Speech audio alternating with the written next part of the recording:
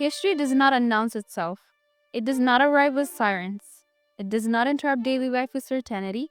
It does not warn humanity that a familiar world is about to end. History moves silently, through routines, through conversations, through moments that feel ordinary. People wake up, cities function, trains run on time, and markets open.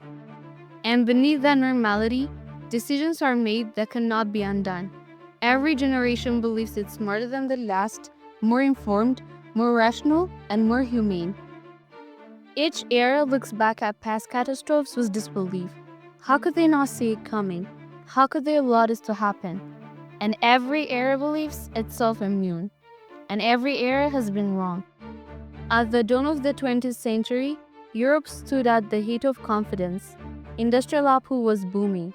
Global trade linked continents. Communication had collapsed distance.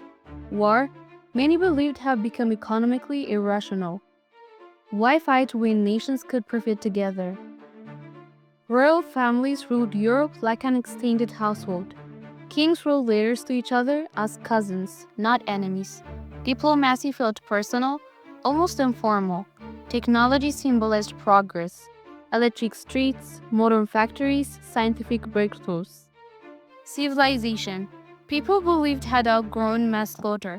In cafes and universities, intellectuals argued that war between great powers was impossible, too costly, too disruptive, and outdated. People walked through Vienna, Paris, Berlin, and London, believing history had reached a stable point. Then came 1914, not with thunder, but with paperwork. One assassination in Sarajevo, a chain of diplomatic calculations, mobilization schedules designed for speed, not restraint. No leader fully understood the machine they had activated. Fear replaced patience. Momentum replaced choice. Within weeks, Europe, then the world, collapsed into industrialized war. Trains swallowed millions. Machines killed faster than morals could react. An entire generation disappeared into mud, gas, and steel. By the end, more than 20 million were dead. Empires that had ruled for centuries collapsed in months. Afterward, humanity stood in shock. Never again, they said. Monuments were erected, poetry was written, borders were redrawn. The world promised itself memory would be enough. But history does not disappear because we promise it. In the 1930s, confidence returned quietly and slowly. The pain of the First World War faded into textbooks. Survivors aged, new leaders rose. Borders shifted not with armies, but with signatures. Territory was reclaimed, not conquered. National pride was restored, not imposed. People reassured themselves, it's reasonable, it's limited, and it won't escalate.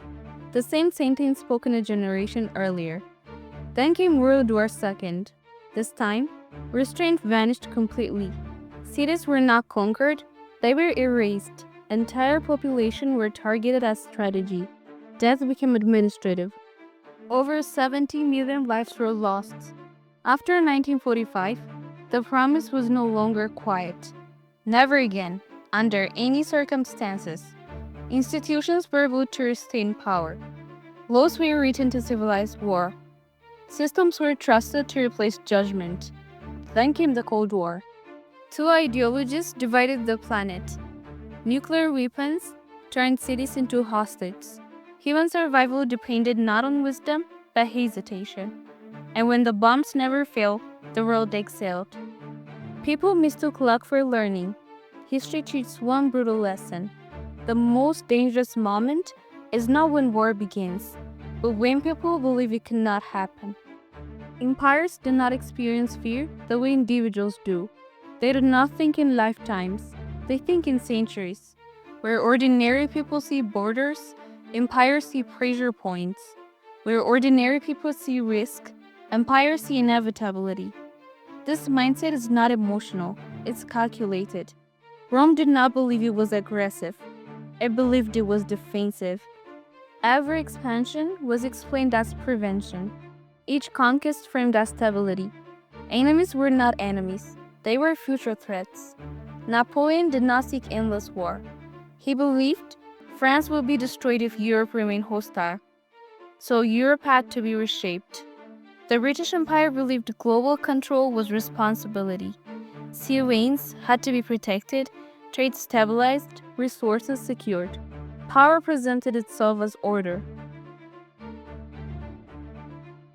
By the 20th century, the vocabulary evolved, but the thinking did not. Expansion became security, domination became influence, invasion became historical correction. Empires never declare desire, they declare necessity. They say, we have no choice.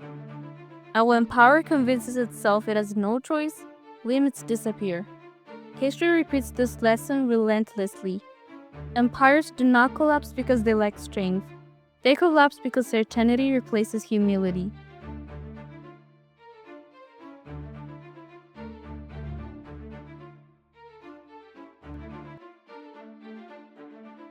No war begins with explosions. It begins with vocabulary.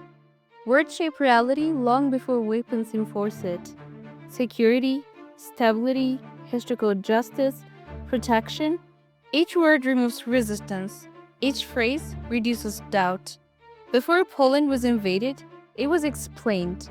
Before borders were erased, they were justified. And before war became visible, it became acceptable. Language trains the public to accept the unacceptable. During the Cold War, war was rebranded. Not invasion, interventions. Not destruction, operation. These words mattered. They distanced responsibility, they softened consequences. Small nations disappeared between syllables. Where language numbs morality, violence feels technical. History always speaks first in whispers. Alliances promise safety, but they also remove flexibility. In 1914, no great power planned a world war, but alliance systems transformed hesitation into obligation. One nation acted, others followed, not by desire, but by design. Momentum replaced leadership. During the Cold War, alliance forced the world into opposing camps. Every regional conflict carried global consequences. Local arms became existential threats. Alliance create predictability, predictability creates rigidity, and rigidity turns mistakes into catastrophes. When multiple powers believe they must act, history moves faster than reason. The present does not look violent. That is precisely what makes it familiar. Borders are debated again.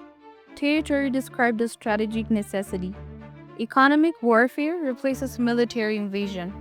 Language grows casual, threats normalized. Power blocks harden. Neutral ground disappears. History does not accuse the present.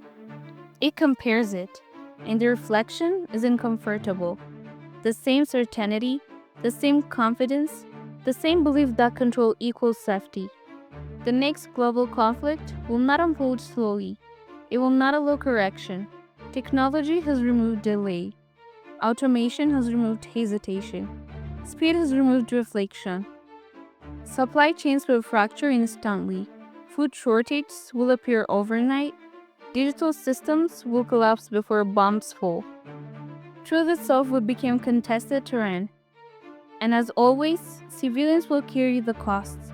History shows this without exception. Wars are never paid for those who begin them. History does not argue, it records. It watches patterns repeat, it documents consequences. Every empire believed it was unique. Every generation believed it was wiser. History buried them all. This is not a prediction, it's a memory. The path we walk today has been walked before. And history remembers exactly where it ends. History never shouts, it whispers. And those who ignore it learn too late.